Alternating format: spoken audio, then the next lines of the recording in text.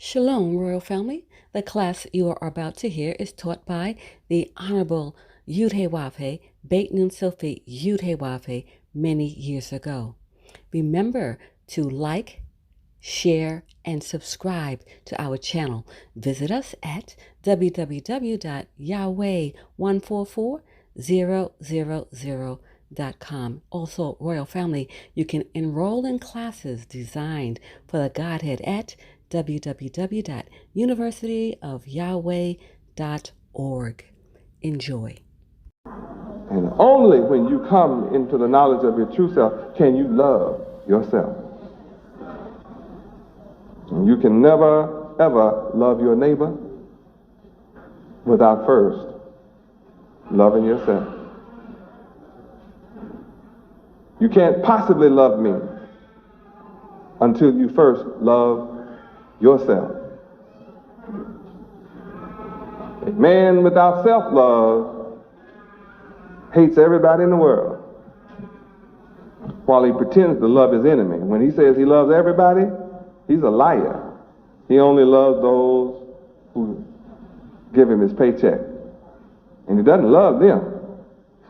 He tears down everything anybody builds.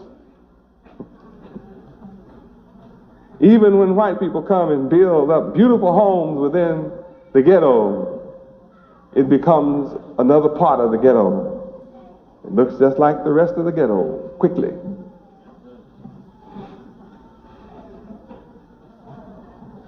For those of us who are resurrected into the nation of Yahweh, we are learning of the great acts of Yahweh and our deliverance from slavery. Simultaneously, we learn that we are heirs of all the promises of the Bible. That means we learn knowledge of our inheritance of the land of promise. We, the so-called blacks of America, are heirs to the land of promise. Most of us live in the city and don't own anything, and don't think about owning anything. As we come into the knowledge of our history, culture, and language, name, and land, we find out that the Feast of Harvest celebrates Yahweh as the giver of grain. When we study grain, you can drop the G and learn that he's the giver of rain. And we know from study that there is no life without water. And there are no successful crops without rain for the harvest. And all we have to do to have rain in due season on our crops is obey the will of Yahweh, obey the laws of Yahweh. And he keeps his promise to us by giving us rain in due season. He gives us rain for our crops when we need it. When we don't need it, it's withheld. We learn this is the character of Yahweh. There's no such thing as Mother Nature.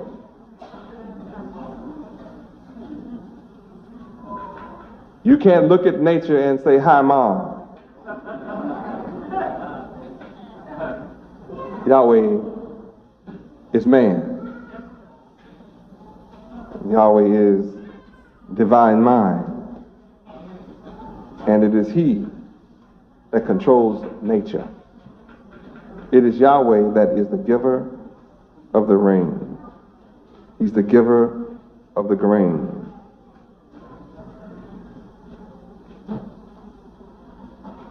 Our history is sacred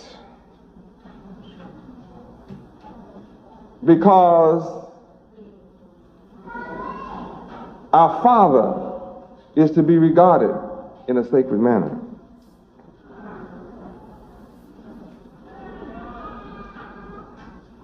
We're taught to have a ceremony for the offering of the first fruits.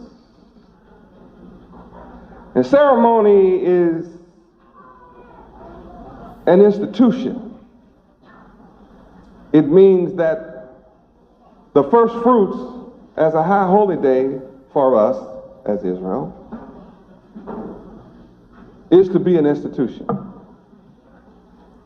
We are to institutionalize our high holy day.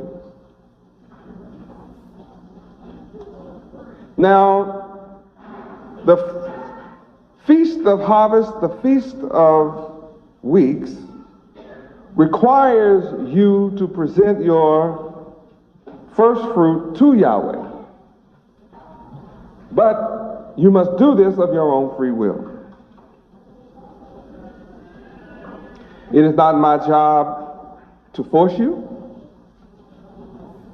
It is my job to simply teach you.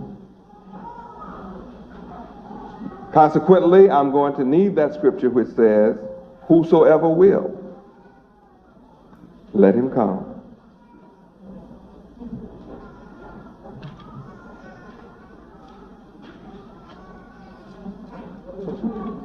What is it?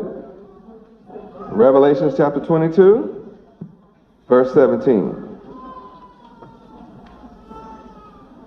Revelations chapter 22, verse 17.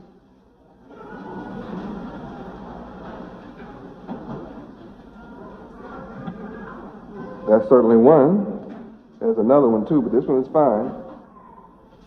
Read. And the Spirit and the bride say, Come. And let him that heareth say, Come. And let him that is athirst come. And whosoever will, let him take the water of life freely. What I'm offering you tonight is free. You may freely come, you may freely drink from the water of life. That's what I offer you, the water of life.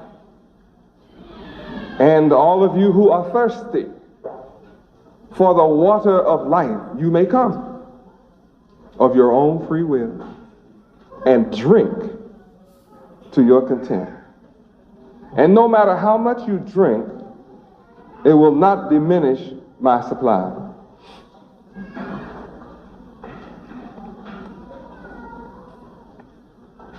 Again, you are required, the Feast of Weeks requires you to present your first fruits to Yahweh. That means that the first fruit you pick off the tree, 10% of that tree goes to Yahweh when? First. I don't care how hungry you are or how hungry your children are or how hungry anybody in the world is. The first 10% goes to Yahweh.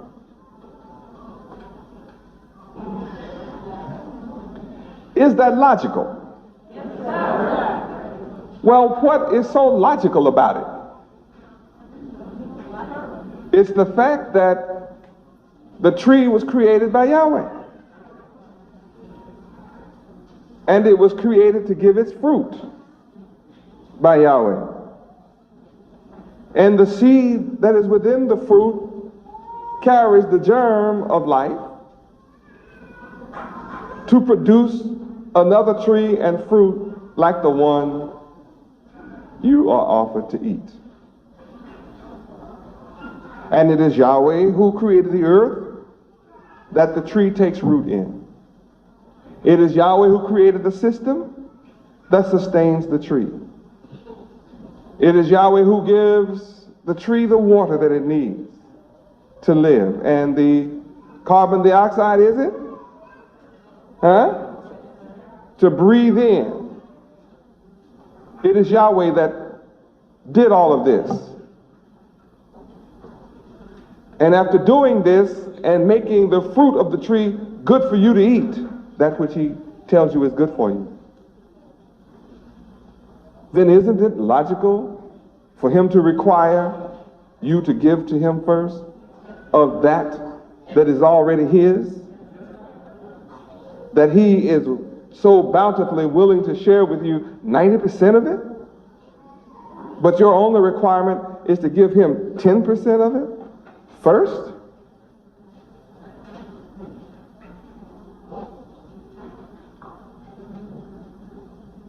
Now look at the nature of Yahweh. The nature of Yahweh taught here through the first fruits, the first Feast of Weeks, is Yahweh gives you 90% of what's his. He doesn't have to give you anything.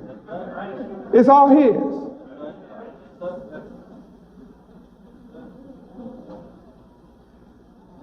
And he says, my requirement from you who appreciate me is 10% first of what's mine. I'll do all I need to do with the 10%. Now surely you can do more with 90% than I can do with 10.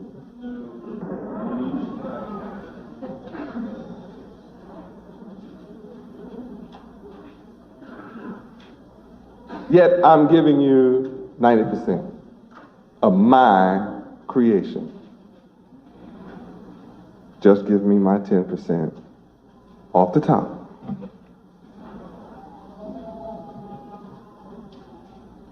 And Yahweh follows that rule through all of your life, in every aspect of your life. He just says, of all that you have and all that you get your hands on, give me 10% of it. When? First. And if you do, I'll open the windows of heaven for you and pour you out blessings that you will not have room enough to receive. Now, if you have been given your tithes to the church and you still have plenty of room for blessings,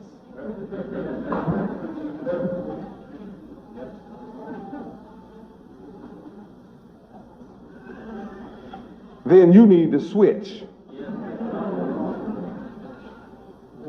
from giving to your church and give to the man that keeps his promise.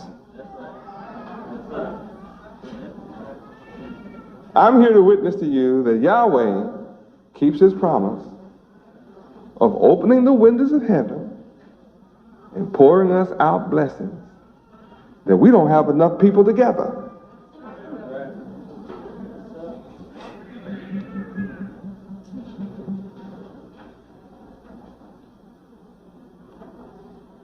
I'm doing more with the few pennies that the few of you give to me than all 400,000 preachers in America have ever done for you. And they've been collecting from your great-grandma to your grandma to your mama and all your relatives, and all of them together have not done what I've done for you in this city. As you continue to give to them, and the churches were full this morning giving to the church preacher who had done absolutely nothing.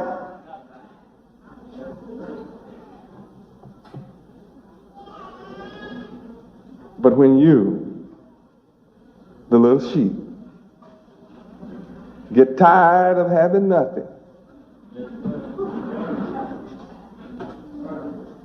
come and see me sometime. And I'll show you how to move from poverty to riches. I guarantee it. That's what the Feast of Weeks is all about. Teaching you the responsibility of the first fruits. Since you're the first fruits, you're the first ones to be born into the knowledge of Yahweh. then you have to learn your responsibility to Yahweh, and you learn it through the Feast of Weeks. What do you learn? I repeat. You learn to present your first fruits, your first income. You do that to Yahweh. And then I teach you the order that things should work. Put Yahweh, it's order. Put him first. But the beauty of what I have shared with you and leaked out just now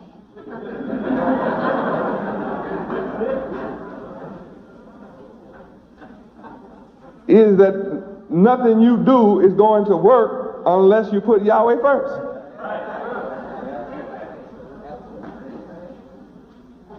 And you can't go back and say, I'm giving it to God. No, God is not my name.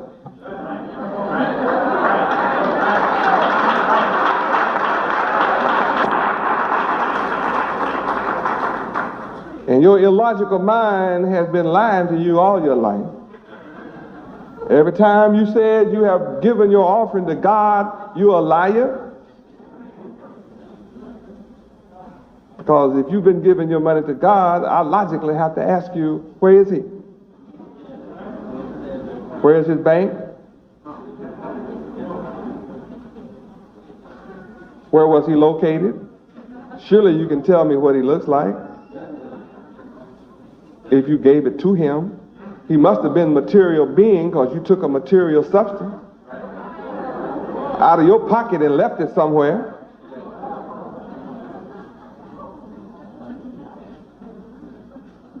Somebody else took it. Somebody else counted it. No, you didn't give it to God. You gave it to the preacher. Now that's who you gave it to. And that's who your mama gave it to. And that's who your grandmama gave it to. And that's who your great-grandmama gave it to.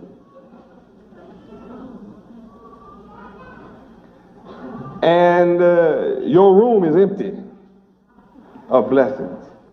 It's a blessing to follow the laws of Yahweh. It's a law that we put him first. It's his law as our creator that we give to him our first fruits. Is that logical? Not only is he our life giver, but when we follow his laws, they bring us perfect health. And we who try what he teaches are witnesses that when we keep our minds stayed on him, what do we enjoy? Absolutely. If you don't have peace, your mind slipped off Yahweh. Yeah. And there's always somebody who would like to get your mind off Yahweh. Why? Because they are already unhappy. Why are they unhappy? Mine is not on Yahweh. They don't know Yahweh. Yahweh's not first in their life. I've just told you God is a title. See, this is not an emotional teaching. This is a logical teaching. This is reality. Go look up the word God, and you will discover it's a title. God is not a name of anything or anybody. It's only a title. I'm telling you about a man whose name is Yahweh, that carries all power just in his name.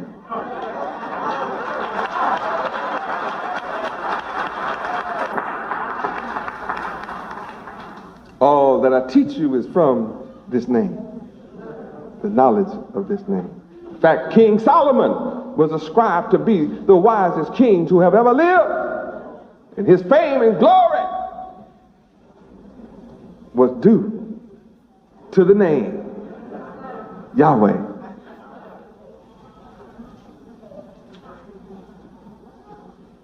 I say it's a blessing to learn what Yahweh requires of us, and that He indeed requires us to present to Him our first fruits, but that we must do this of our own free will. Yahweh doesn't want you to feel coerced into worshiping Him. Yahweh doesn't want to feel that you are forced into serving Him. In fact, if you don't give to Yahweh cheerfully, it's a curse. Yahweh blesses the cheerful giver.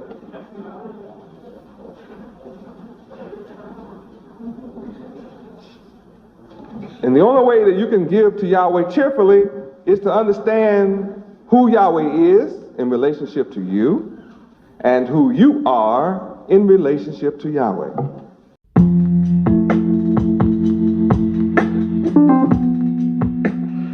Greetings, Royal Family.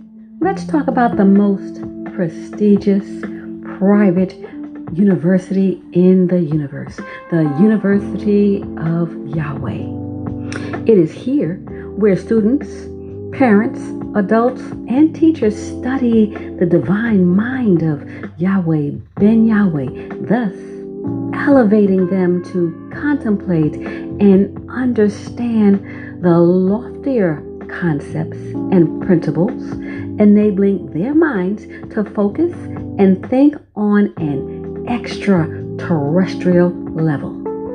This intellectual ability and unique set of skills supersede all base, mundane, and terrestrial thinking, thus allowing one's minds to open up and flourish with an overwhelming abundance of creative ideas and loftier concepts, making life and living more enjoyable.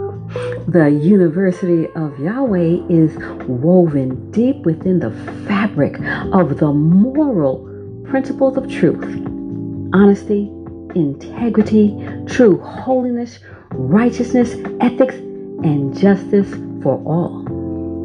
The University of Yahweh is designed for the Godhead, and this includes students, parents, adults, and the Godhead.